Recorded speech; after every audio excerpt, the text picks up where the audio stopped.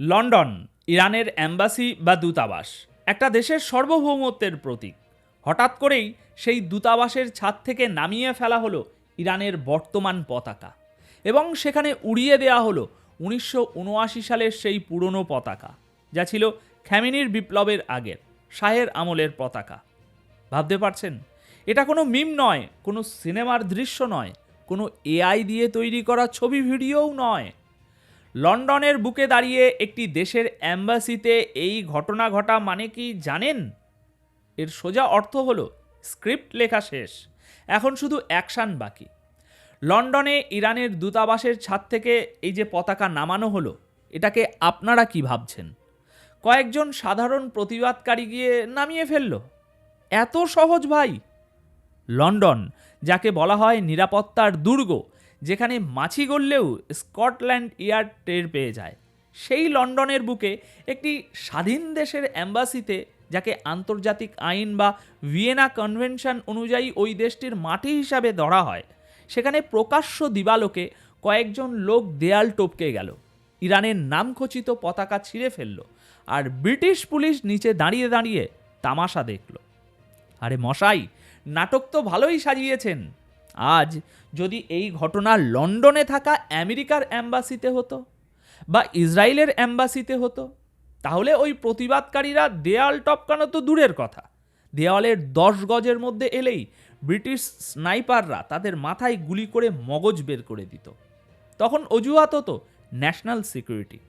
কিন্তু যখন ঘটনাটা ইরানের, তখন ব্রিটিশ পুলিশের হাত নাকি বাঁধা, তারা নাকি কিছু করতে পারে না। এর মানে কি? এর মানে পরিষ্কার, এটা কোনো সাধারণ বিক্ষোভ নয়, এটা ঋষি সুনাক এবং ব্রিটিশ ইন্টেলিজেন্সের সাজানো একটা মাস্টার প্ল্যান। ইরানকে ঘিরে এখন যা হচ্ছে তা কোনো সাধারণ যুদ্ধ বা কনফ্লিক্ট নয়।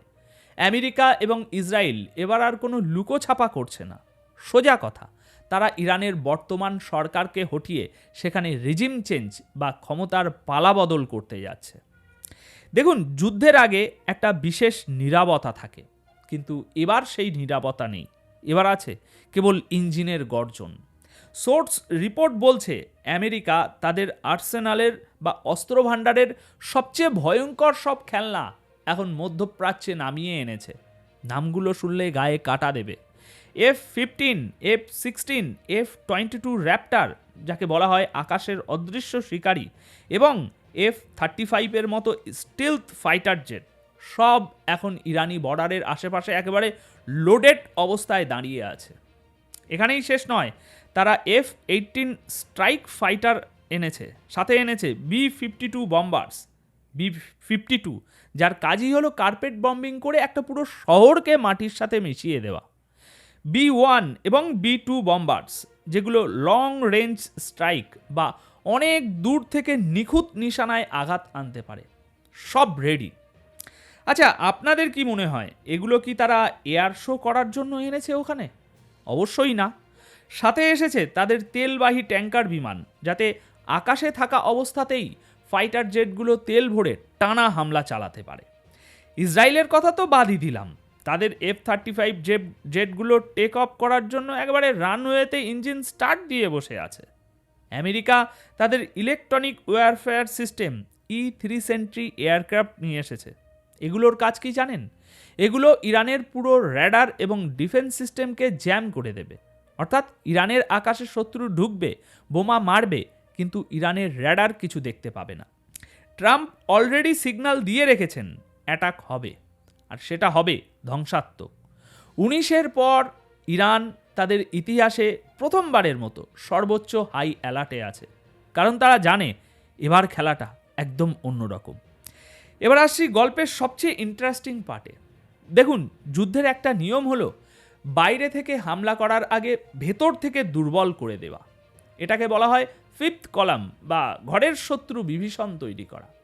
ইরানের বর্তমান পরিস্থিতি দেখুন, পুরো দেশ জুড়ে বিক্ষোভ চলছে, আগুন জ্বলছে, সরকার ইন্টারনেট শাটডাউন করে দিয়েছে, কোনো মোবাইল নেটওয়ার্ক নেই, এটিএম কার্ড কাজ করছে না, ডেবিট কার্ড অচল, পুরো দেশের ডিজিটাল ব্ল্যাকআউট চলছে। কিন্তু লজিকটা এখানেই ফেল করছে। ইন্টারনেট নেই, অথচ সোশ্যাল মিডিয়াতে ইরানের বিক্ষোভের হাজার হাজার HD ভিডিও আপলোড হচ্ছে। কিভাবে? কে করছে এগুলো? ভূতে? না বস, ভূতে না। এখানে এন্ট্রি নিচ্ছেন আমাদের টেক জায়েন্ট এলন মাস্ক এবং তার স্টারলিংক স্যাটেলাইট। রিপোর্ট বলছে ইসরায়েল আমেরিকাকে সোজা বলে দিয়েছে এলন মাস্কের স্টারলিংক মোডেম, ওই যে মোডেমগুলো, সেগুলো স্মাগলিং রুটের মাধ্যমে ইরানে ঢোকাতে হবে এবং সেটা অলরেডি ঢুকে গেছে। চিন্তা করুন, একটা দেশের সরকার ইন্টারনেট বন্ধ করে দিয়েছে, কিন্তু আকাশের স্যাটেলাইট দিয়ে সেই দেশের জনগণ বিশ্বের সাথে কানেক্টেড। এটা সাধারণ কোনো প্রযুক্তিগত সাহায্য নয়, এটা আধুনিক যুদ্ধের একটা বড় অস্ত্র। আমেরিকা এবং ইসরায়েল চাচ্ছে ইরানের জনগণ রাস্তায় নামুক এবং সেই ফুটেজ পুরো বিশ্ব দেখুক। এতে করে হিউম্যান রাইটস বা মানবাধিকারের দোহাই দিয়ে হামলা করাটা তাদের জন্য একটা বৈধ হয়ে যাবে। ইরানের ভেতরে এখন প্রচুর গদ্দার গুপ্তচর অ্যাক্টিভ হয়ে গেছে। আমেরিকার প্ল্যান হলো যখন তারা মিসাইল ছুড়বে তখন ইরানের ডিফেন্স সিস্টেম যেন কাজ না করে, আর এটা তখনই সম্ভব যখন ভেতরের কেউ সিস্টেমটা অফ করে দেবে বা জ্যাম করে দেবে। ইরানের আর্মির কিছু জেনারেল এবং টপ অফিসিয়ালদের উপর আমেরিকার নজর অনেক আগে থেকেই। তারা চাচ্ছে একটা নিখুঁত সার্জিক্যাল স্ট্রাইক, যেখানে তারা মারবে কিন্তু পাল্টা মার খাবে না। পরিস্থিতি এখন এমন জায়গায় গেছে যে ইরানের সুপ্রিম লিডার আয়াতুল্লাহ খামিনিকে সরাসরি একটা ওয়ার্নিং বা হুমকি দেওয়া হয়েছে। মেসেজটা খুব পরিষ্কার এবং ভয়ঙ্কর। হয় তুমি স্যারেন্ডার করো, ক্ষমতা ছেড়ে দাও এবং রাশিয়ার মস্কোতে চলে যাও, যেমন সিরিয়ার বাশার আল আসাদ ওখানে টিকে আছে, আর না হলে তোমার পরিণতি হবে লিবিয়ার গাদ্দাফির মতো। গাদ্দাফির শেষ পরিণতির কথা মনে আছে তো? রাস্তায় ফেলে কিভাবে নির্মমভাবে হত্যা করা হয়েছিল। ভেনিজুয়েলার প্রেসিডেন্ট মাদুরোকেও ঠিক একই অফার দেওয়া হয়েছিল, দেশ ছেড়ে পালাও, না হলে মরবে। এখন সেই একই স্ক্রিপ্ট ইরানের জন্য লেখা হয়েছে। এখন প্রশ্ন হলো, রাশিয়া কি ইরানকে বাঁচাতে আসবে? পুতিন কি তার বন্ধুকে রক্ষা করবেন? দেখুন, জিওপলিটিক্সে বন্ধু বলে কিছু নেই, আছে শুধু স্বার্থ। রাশিয়া যদি দেখে ইরান ভেতর থেকে ভেঙে পড়ছে, তারা হয়তো নিজেদের বাঁচাতে হাত গুটিয়েও নিতে পারে। আর যদি রাশিয়া না আসে, তবে ইরানের কষ্ট অনেক বেড়ে যাবে। আর বাকি মুসলিম বিশ্ব, তারা এখন ধরি মাছ নাছুই পানি অবস্থায়। সবাই ভয়ে কাঁপছে। সৌদি আরব, কাতার, তুরস্ক সবাই একে অপরের দিকে তাকাচ্ছে আর ভাবছে পরের নাম্বারটা কার। সবাই জানে ইরান যদি আজ পড়ে যায় বা ইরানকে যদি 10 টুকরো করা হয়, যা আমেরিকার দীর্ঘদিনের প্ল্যান, তাহলে এই আগুনের আঁচ তাদের ঘরেও লাগবে। কিন্তু দুঃখের বিষয় হলো, কেউ আমেরিকার সামনে দাঁড়িয়ে কথা বলার সাহস পাচ্ছে না। ভেনিজুয়েলা ইস্যুতেও কেউ কথা বলেনি, আজও বলছে না। লন্ডনের অ্যাম্বাসিতে থাকা পতাকা নামানোটা শুধু একটা কাপড় নামানো নয়, এটা একটা সিগন্যাল। তারা ইরানকে একটা মেসেজ দিতে চায়। তারা বোঝাতে চায়, তোমাদের সার্বভৌমত্বের কোনো দাম আমাদের কাছে নেই। আমরা চাইলেই তোমাদের সম্মান ধুলোয় মিশিয়ে দিতে পারি। লন্ডন আবারও প্রমাণ করল, তারা মুখে গণতন্ত্র আর আইনের কথা বললেও ভেতরে ভেতরে তারা সেই পুরনো ঔপনিবেশিক লুটেরা হয়েই রয়ে গেছে। তারা 1979 আগের সেই গোলামির পতাকা উড়িয়ে দিয়ে ইরানকে মনে করিয়ে দিতে চায় যে তোমরা যতক্ষণ আমাদের গোলাম ছিলে ততক্ষণই ভালো ছিলে, মাথা তুলেছ তো মরেছ। কিন্তু তারা ভুলে গেছে এটা 2026 সাল। পতাকা নামালেই একটা আদর্শ মরে যায় না, বরং লন্ডনের এই কাপুরুষোচিত আচরণ প্রমাণ করে যে তারা ইরানকে কতটা ভয় পায়। তারা সামনাসামনি লড়তে ভয় পায় বলেই আজ দূতাবাসের দেয়াল টপকে এই নোংরা খেলা খেলেছে। পশ্চিমাদের এই দ্বিচারিতা বা হিপোক্রেসি আজ সারা বিশ্বের সামনে উলঙ্গ হয়ে গেছে। তারা ইউক্রেনের জন্য কান্না করে, কিন্তু ফিলিস্তিন বা ইরানের বেলায় তাদের আইন অন্ধ হয়ে যায়। দর্শক, এই পতাকা নামানোটা শুধু কাপড়ের টুকরো নামানো নয়, এটা যুদ্ধের দামামা। ব্রিটেন বুঝিয়ে দিল তারা এই যুদ্ধে সরাসরি আমেরিকার পক্ষ নিয়ে মাঠে নেমেছে। আর ইরান নিশ্চয়ই এই অপমানের জবাব ফুলের তোড়া দিয়ে দেবে না। ব্রিটিশদের এই ভুলের মাসুল হয়তো তাদের খুব চড়া দামেই দিতে হবে। এখন ভিডিওর শেষে আমি আপনাদের একটা কথা খুব স্পষ্টভাবে বলে যেতে চাই। এটা আমার ব্যক্তিগত মতামত বা প্রেডিকশন হিসাবে লিখে রাখতে পারেন। আগামী 1 মাসের মধ্যে আমরা ইরানে বড় ধরনের একটা পরিবর্তন দেখতে যাচ্ছি।